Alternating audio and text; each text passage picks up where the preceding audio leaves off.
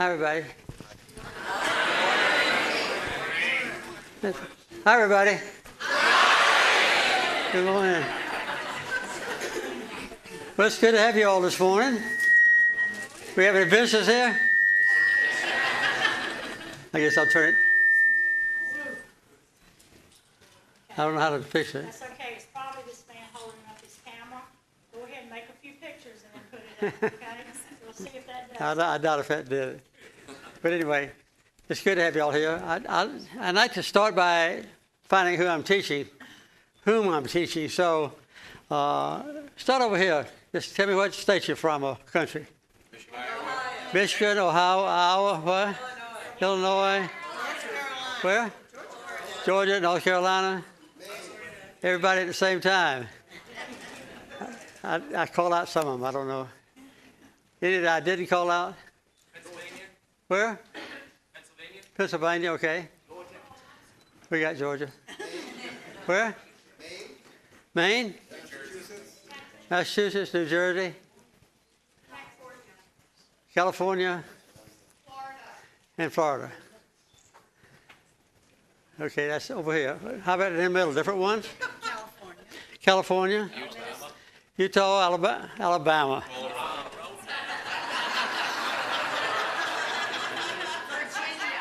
I'm glad to have Alabama folks here this morning. That was quite a game yesterday, wasn't it? Yeah. Rhode Island, Minnesota, Indiana, Arkansas, Illinois, North Carolina, Indiana, okay. Missouri and Washington State. Spruce Creek in Pennsylvania. Colorado. Virginia. D.C. Okay. Used to live there, D.C. Also in California and upper New York State. I lived in Schenectady, New York. And Hawaii. And I think I said California and Connecticut twice and Maryland, Virginia. We lived all over. I had a hard time keeping a job when I was young. How about over here? Different ones? South Dakota? Louisiana. Maryland. Vienna and Maryland, okay. South Carolina. Where? Tennessee, okay. New York, Alabama. Vancouver Island, BC. BC too, okay, very good. These are experts on trees over here. And we have journalists, 6 female journalists here. Y'all stand up, stand up. Stand up, we welcome you. Thank you. Any different ones back here? New York, okay, I got that. Well, first of all, I want to mention George H.W. Bush, who was a great friend of mine and a wonderful president. He was probably the highest qualified, best qualified president we've ever had elected. And he did a superb job when he was in office. He was head of the CIA when he came down to visit me and to give me a briefing on the latest developments in intelligence. And one of the things that George H.W. Bush wanted to do then was to stay on as a CIA director. And I've always thought if I had kept him on as CIA director, he wouldn't have been president. So I think I did him a good job by changing. I eventually had one of my classmates, Stanfield Turner, to be director of the CIA. And we brought together, at that time, 16 different intelligence agencies into one and put it all under his control. But George H.W. Bush did a superb job. I think of all the presidents that have served since me, and that's been a lot of them, he's been the closest one to me. His Secretary of State, James Baker, and President Bush used the Carter Center for a lot of interesting projects. And they would call me on the phone and say, why don't you look into this particular situation in Latin America, Nicaragua, wherever, and I would go down and do it. And then when I came back to the United States, they always had a plane to fly me up to Washington to give them a personal report. And that was nice, but none of the other presidents have done that for me. But I won't go into detail about why they don't. But he was a wonderful man, and all the former presidents will be going to his funeral in Washington on Wednesday. So the government's going to send a plane down and pick me up so we can go. Well, this is the first Sunday of Lent, and who knows what the main theme is on the first Sunday of Lent? What? No, it's hope. Hope. And that's our lesson for today, is on hope. And the primary lesson comes from the 51st chapter of Isaiah. In fact, the whole book of Isaiah is devoted to basically trying to give the Israelites hope in a very desperate situation that they were in. Who knows what kind of situation the Israelites were in during the time of Isaiah and Jeremiah and some others? I forgot to ask you, do we have any pastors here, missionaries, active retired? What denomination? ELCA, Evangelical Lutheran Church in America. Very good. Do you know what the problem the Israelites had then? Coming out of exile. Well, they were still in exile during the time, but they finally came out. And who had captured Jerusalem and Judah then? The Babylonians. And they were in captivity for 60 years. And what the Babylonians did was to send in their experts, and they would extract the highest quality people in Israel to take them to Babylon to be servants there. And they would get architects and best builders and best philosophers and best medical doctors and so forth. They would get the cream of the crop, basically, of Israelites and take them to Babylon to be, you might say, slaves. And they lived in that condition for 60 years. Until what happened? Anybody know? Nobody knows. Well, go ahead. Cyrus came along. And he was a Persian, or he was what would he be today? An Iranian. He would be an Iranian. And he was the primary savior of the Israelite people. And after 60 years in captivity, Cyrus told the Israelites, basically, you go back home. So he was kind of a benevolent master of the situation in the Middle East at that time. But the bottom line is that Isaiah and Jeremiah and others wrote during this period of despair or hopelessness among the Israelites to give them hope. And the main message that all of them gave, and particularly Isaiah, was, don't give up hope because God is with you. This was a kind of a repetitive theme particularly in the Old Testament, where the Israelites would have a covenant with God.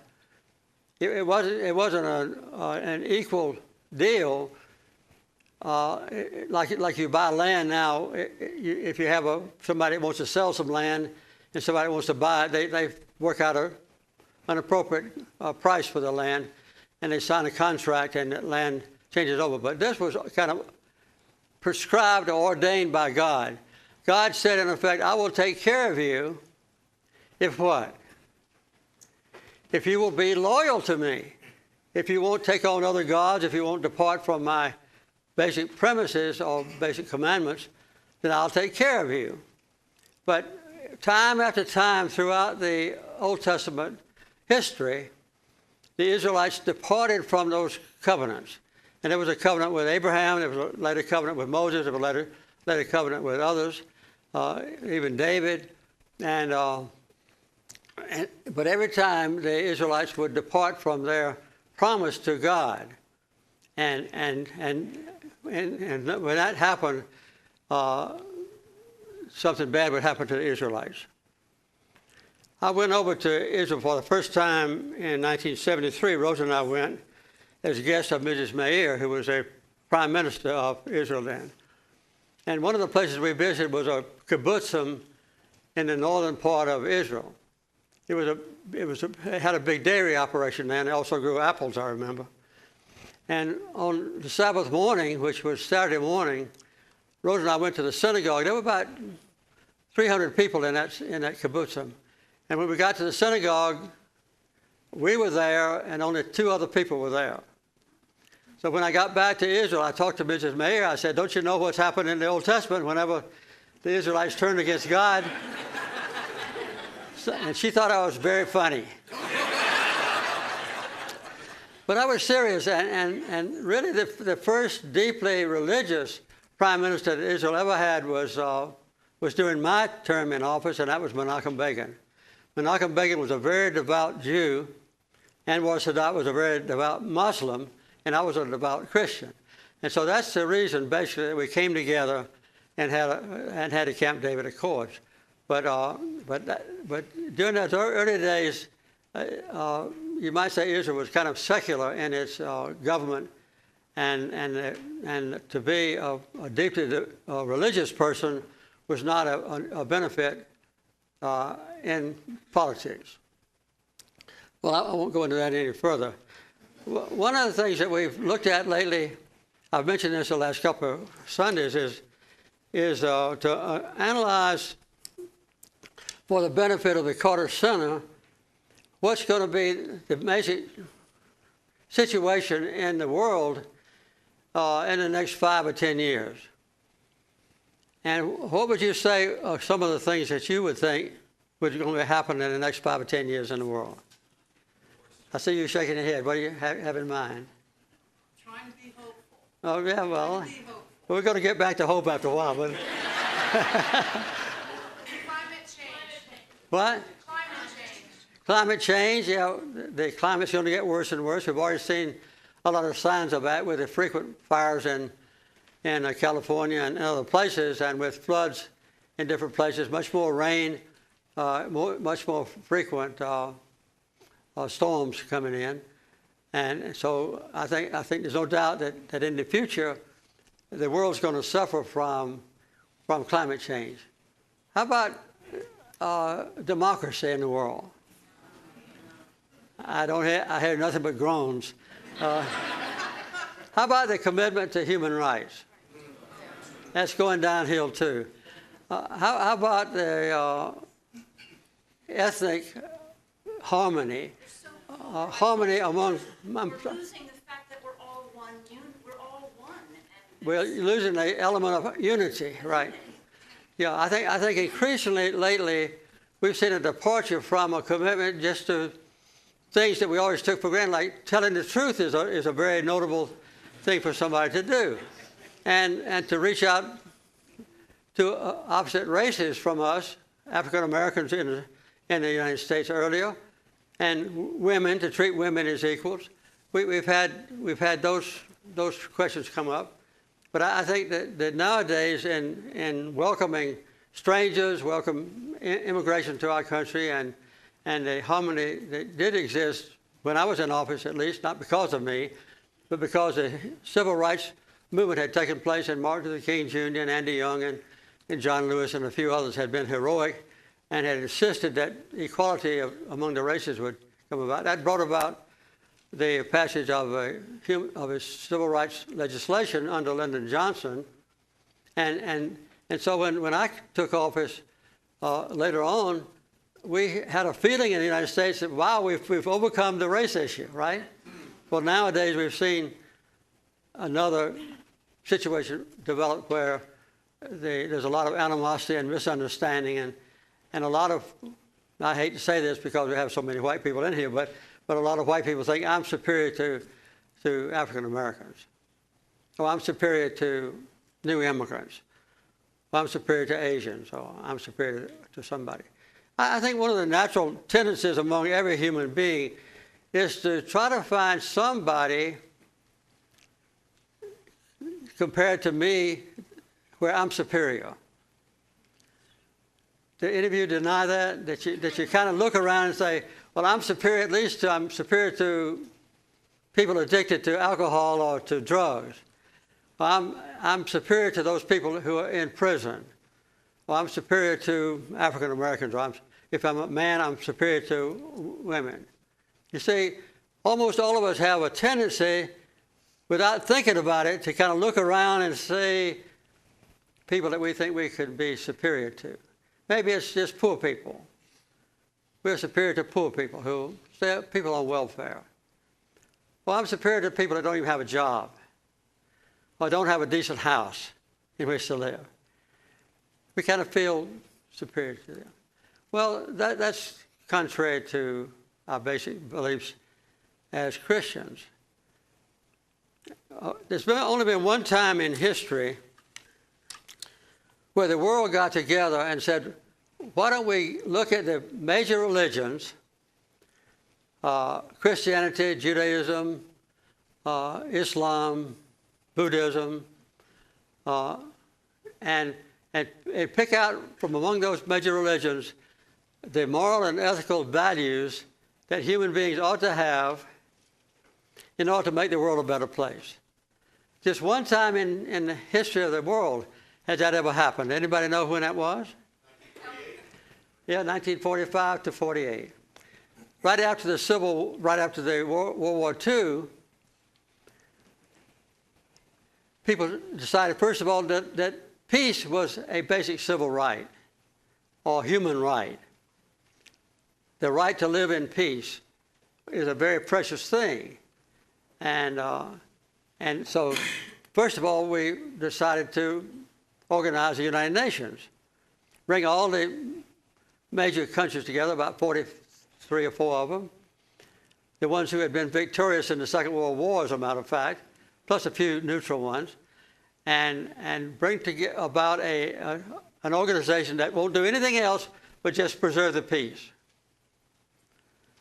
Well, I would say since then, the United States has been at war with about 30 countries. And one of the things I bring up every now and then, that in China, since 1949, when I normalized relations with China, how many wars has China had since 1949? None. And China now has 14,000 miles of high-speed railroad, 250 miles or more. How many miles do we have? None. China's building brand new universities every year, major universities. I've spoken to 4 or 5 of them, to students there. And when I'm in China speaking to a university, I speak in English, and all the questions from the audience are in English. The Chinese have learned English so well. I'm not bragging on China, but I know that their roads, their highways, their bridges, everything are right up to snuff. And they have money now. In the next few years, there's going to be no more poverty in China as defined by the United Nations. They brought people from the boondocks, rural areas like plains, and moved them into big cities, and now they have more income. So you see, peace is very important. And then Harry Truman sent Eleanor Roosevelt, the widow of Franklin D. Roosevelt, to the same conference in San Francisco to carve out the Universal Declaration of Human Rights. And that took those elements from the different major religions, all of them were represented there, and put them together and said, these are the things that we want to pledge ourselves to do. And I would say they basically are built around the one word, equality. They tried to remove advantages that rich people have over poor people. They tried to remove the advantages that employed people have over people still looking for a job. Try to remove the discrimination between white people and people of color. And they try to remove the discrimination between men and women. And the 30 very brief paragraphs in the Universal Declaration of Human Rights, you can read them over, call them up on Google or Internet when you get back home. It won't take you 5 minutes to read them. You'll notice that almost every one of them commits the world to treat other people as equals. And we're getting right down now to the teachings of Jesus Christ, who didn't look down on women. He didn't look down on blind people. He didn't look down on people that had leprosy. He didn't look down on Samaritans. He didn't look down on Gentiles. Jesus had a philosophy and a commitment through God to look on people as equals. So you see that there was a major trend, a major effort in the whole world to build up kind of a halcyon future free of wars and where everybody treated each other as equals. That hasn't worked, unfortunately. And now as we look at the next 5 or 10 years, which we've already done, which we did not do again, that is what brings us into the present situation. And that is what Isaiah was talking about to the Israelites then, the people from Judah, that was a southern kingdom. And that's what I wanted to talk about today. We got to have faith like Isaiah tried to bring to the Israelites in God to take care of us in the future. Provided what? Provided we're loyal to God, right? And that's the main subject of the lesson today is we have to look and see what can I do as a human being to bring about a correction to the problems that I foresee in the world in the future. We should be stewards of the environment. Every one of us, Christians, should be stewards of the environment. When I was a child, every year we had one major service in Plains, and all the churches would adopt the same Sunday, and it would be on stewardship, because we were all farmers, basically, all loggers, and we talked about what could the people in Plains area do to keep the world that we inherited in very good condition. And we still have that responsibility. So whenever we have a Christian influence to exert, and I hope that all of you have that influence, we should do what we can, say what we need to say to encourage correction of the problem that we have with the environment. I'm not going to go into racial things at this moment. Well, I just have almost finished reading a book. It's one of the most remarkable books I've ever read. I sent a copy to my oldest son, Jack, who lives in Nevada, and he's going to, don't tell my family members, but he's going to give a copy of this book to everybody in the family for Christmas present. And the name of the book is Sapiens. And where does the word come from, sapiens? Wisdom, wise.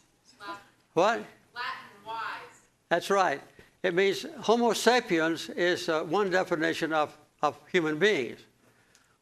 Homo is human beings, and Homo erectus and different ones like that faded away. But Homo sapiens has survived. That is wise human beings, wise people who have our configuration. And one of the things that this points out is a trend, it's a history of the whole human race. And the author in the very first few pages defines what is history, what is physics, what is mathematics, what is chemistry, and so forth. And then he goes on to describe what has happened. And one place that I'm reading right now is the scientific revolution. When did that happen, basically? Anybody know? When did we start?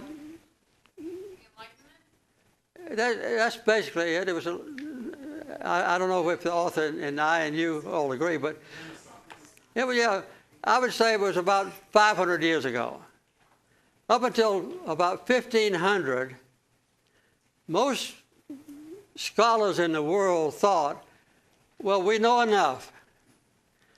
When we have a question about anything, we can go to the Old Testament and the New Testament, and we can see what God says about it. Or we can go to the Quran, or we can go to read the works of Aristotle. We've learned all we need to know. Well, there was a change in attitude then from I know everything I need to know until we don't know anything about anything. And that's when the scientific revolution took place. And everybody, not just scientists, not just physicians, physics professors or chemistry professors, but others, started to say, what do we need to know that we don't know now?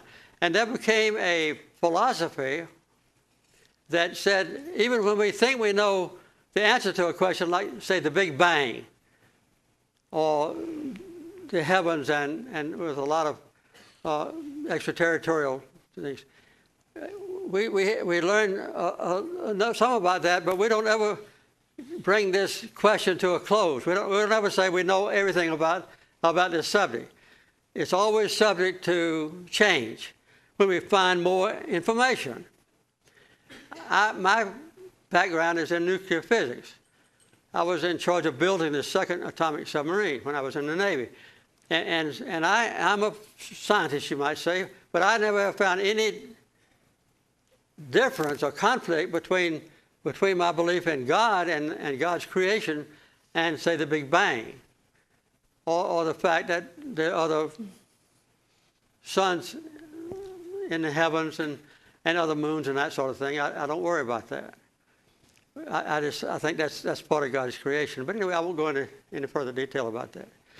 But anyway, that takes care of the fact that we have. How many of you have faith in America? Okay. Anybody that's an American here who doesn't have faith in America? Well, let me just read the first verse of our lesson for today.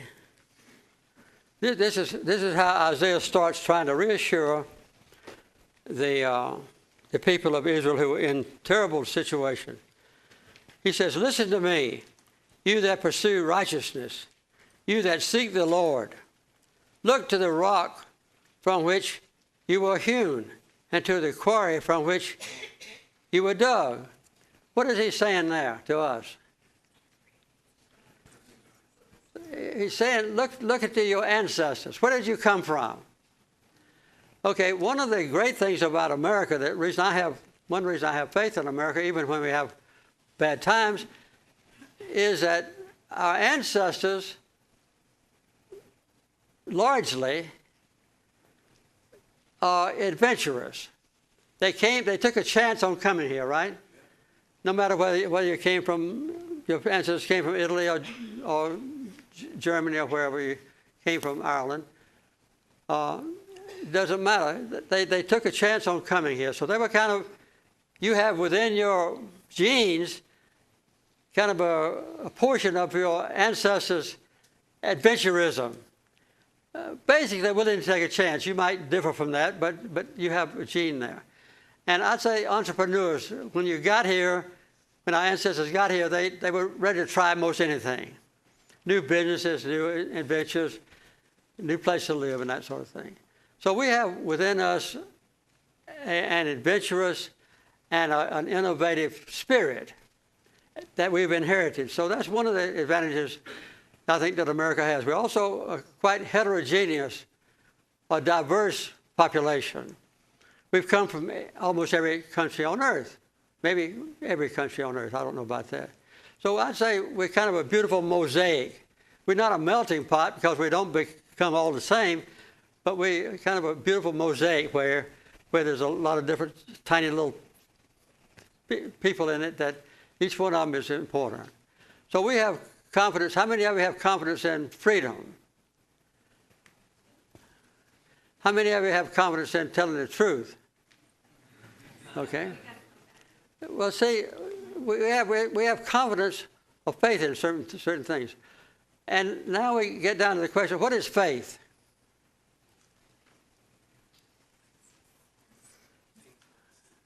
Well, the best definition I got of faith is in Hebrews 11:1. I just wrote a book recently. I'm not trying to sell it, but the title of it is Faith. and I explored this subject, but one of the verses I turned to was Hebrews 11:1. And faith is a confidence or assurance in what we hope for, and the conviction of things unseen that we cannot see. And one of the verses that Paul uses in writing to the Corinthians, 2 Corinthians, is that the most important things in life are the things that we cannot see. To what was Paul referring to, you think?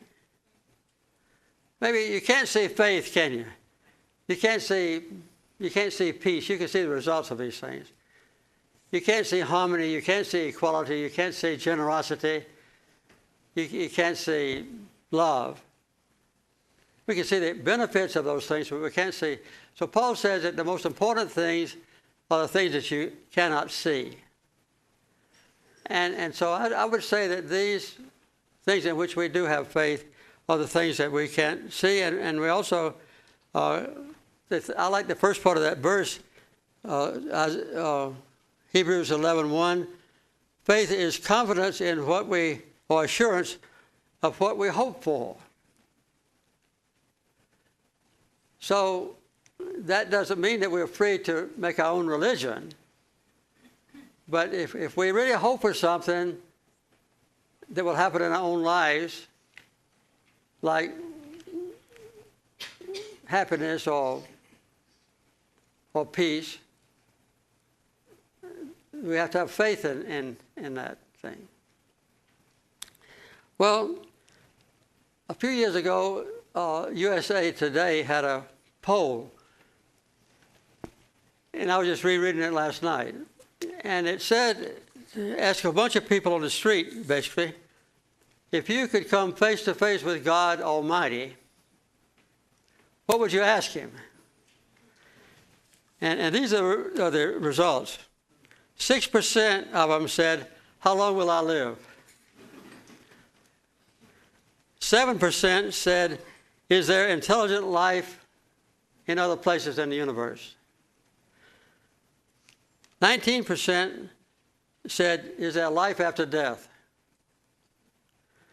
And 34% said, what is my purpose in life?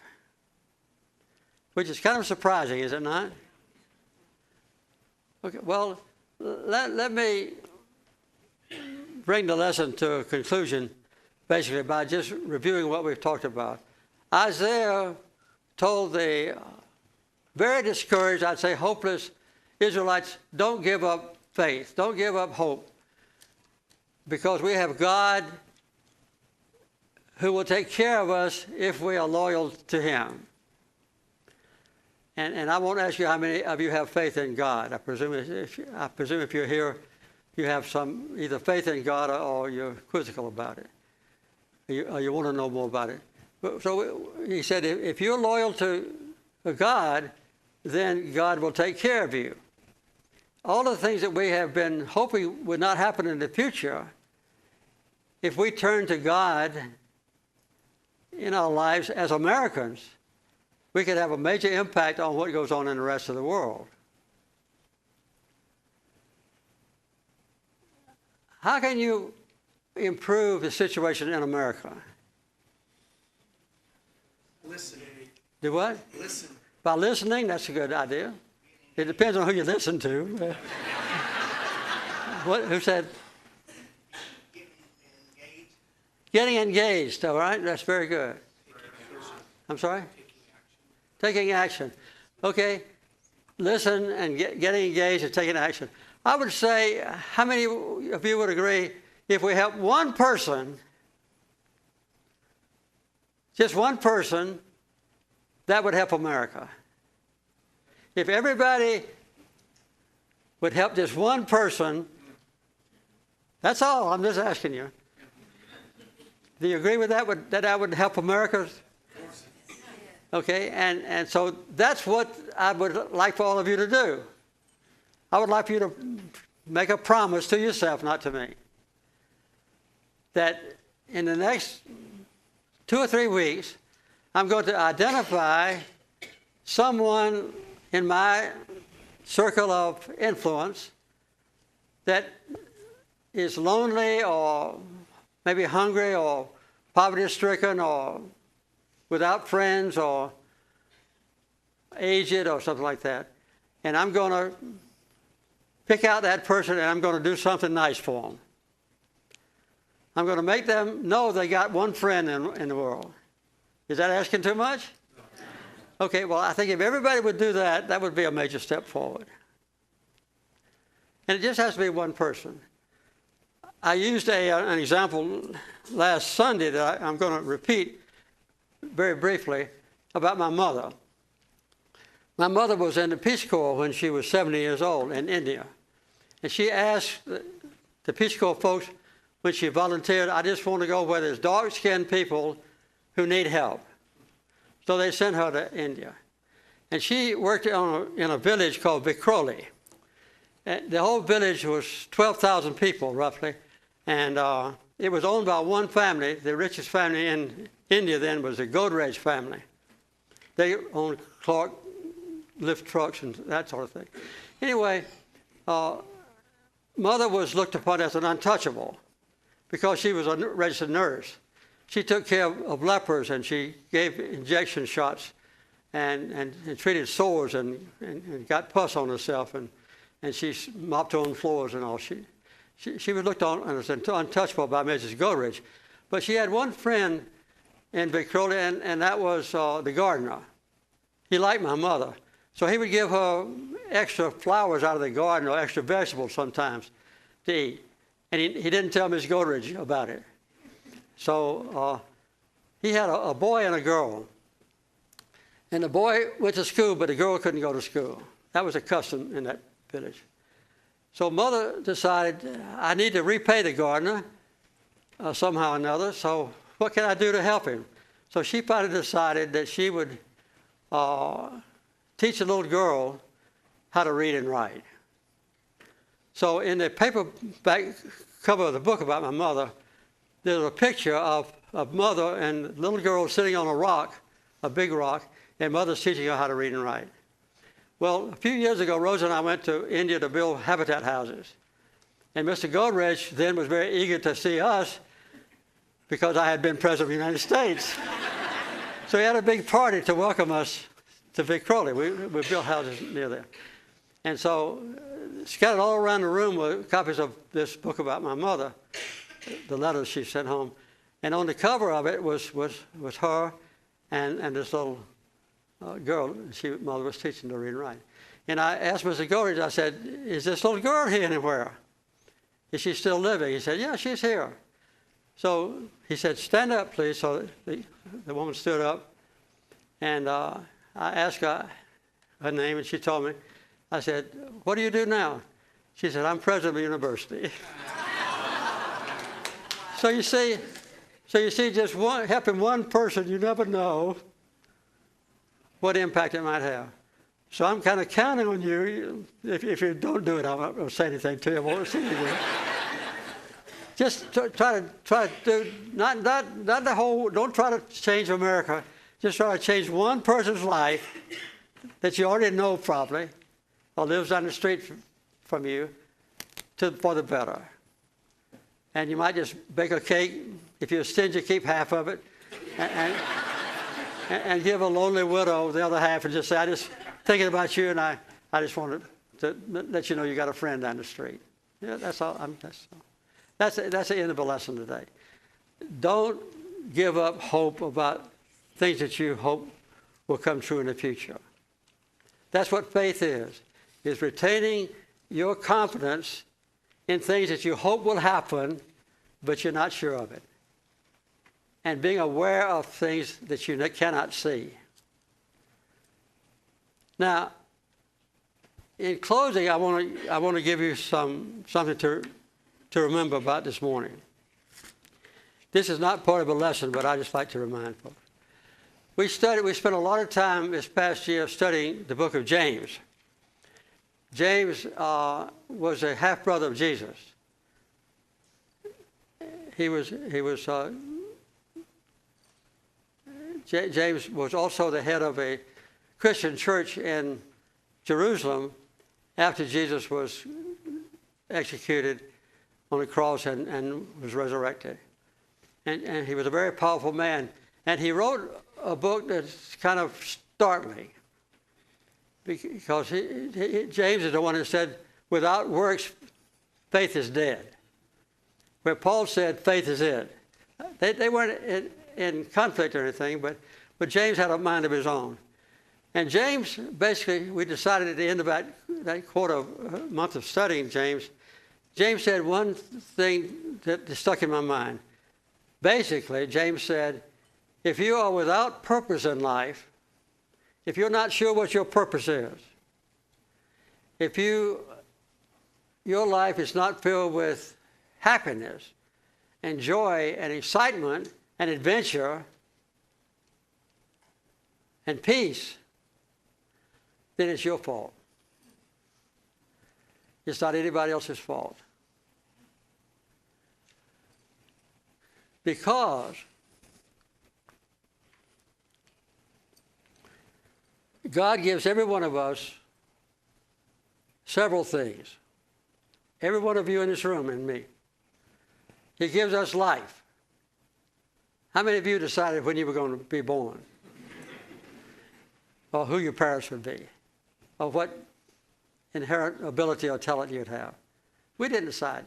God gave us life. And God also gave us, this is kind of strange to me, freedom.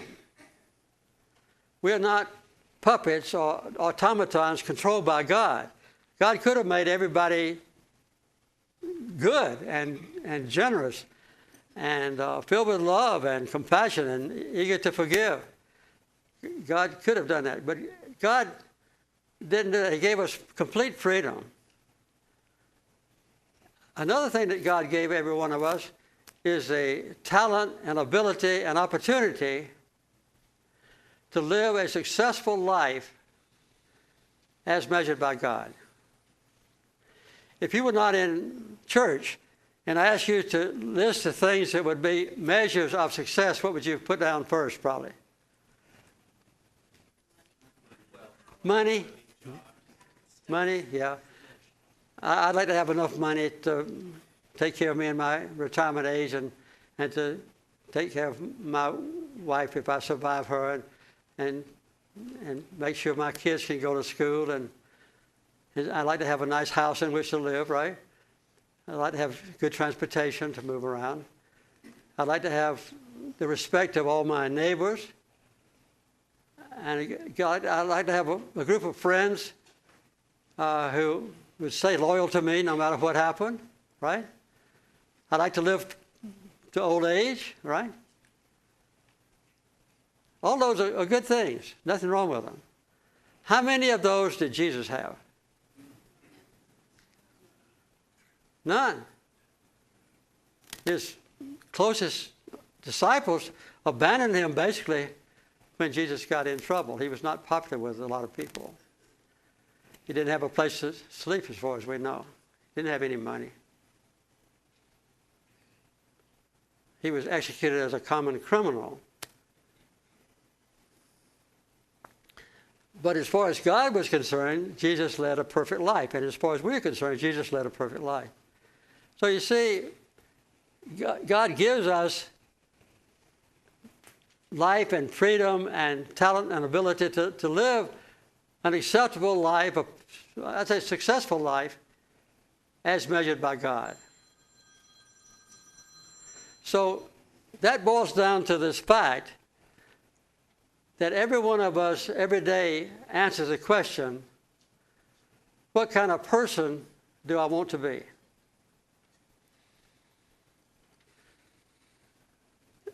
Did your parents have anything to say about that? They might have had an influence. Did your wife or husband tell you how to live so that you're a certain person? You see, we have complete freedom to decide ourselves, this is the kind of person that I choose to be. That's a very sobering realization that we ought to have. Nobody else decides. I decide every day, this is the kind of person that I am going to be, right? Okay, how many of you, don't raise your hands. How many of you are satisfied with the kind of person that you have chosen to be so far?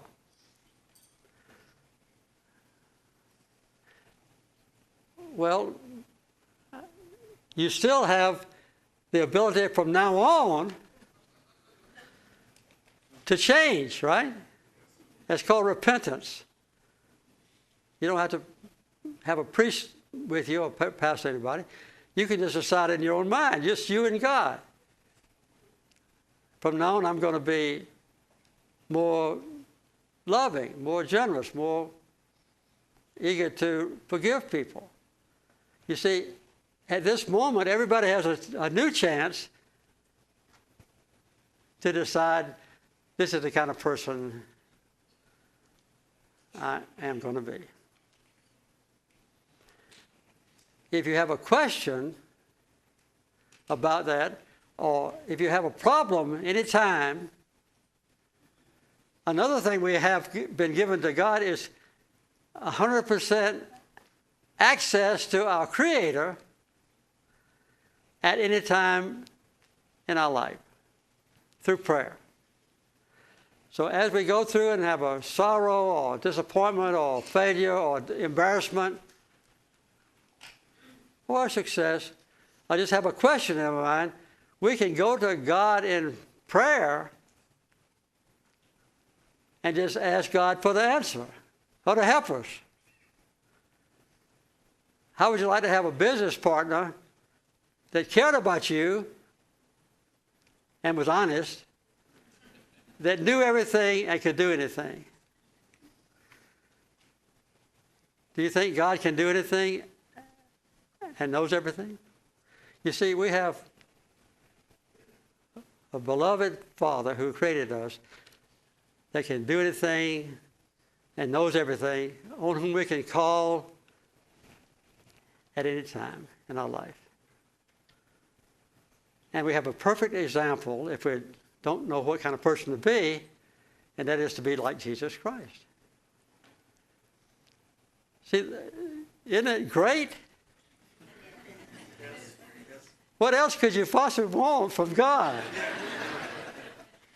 But you see, we have hanging over us the word freedom. And God gave us freedom, but we're free to ignore the presence of God. We're free to ignore the example set for us by God's Son, Jesus Christ. We're free to decide, I want to be a stingy person. I want to be a selfish person. I want to be a person filled with hate and prejudice against others. I want to be a person that never does forgive anybody that hurts me. That's not what I want. That's not what you want. So you see, God gave us some great gifts. Every single person in this room and in the world. That's what I want you to remember. Let's bow our heads for a closing prayer. Well, Father, we're thankful this morning to study about Isaiah and how he and Jeremiah and others turned the despair and hopelessness of the Israelites back to God, who never fails us. And we have analyzed briefly the fact that we are faced with a future that has been filled with problems for us. Help us to do what we possibly can to reach out at least to one person. That's a very simple thing, and there's no limit to that. and to remember that we belong to you, and that we'll have our hopes realized through our own action and determination and freedom if we stay loyal to you. Bind our hearts together in Christian love and forgive our sins. We ask in Jesus' name, amen. Thank you very much for coming this morning. It's been a pleasure to teach you, and I hope that later Rose and I will be up in front for photographs. I used to say we're delighted, we're willing to give photographs to everybody.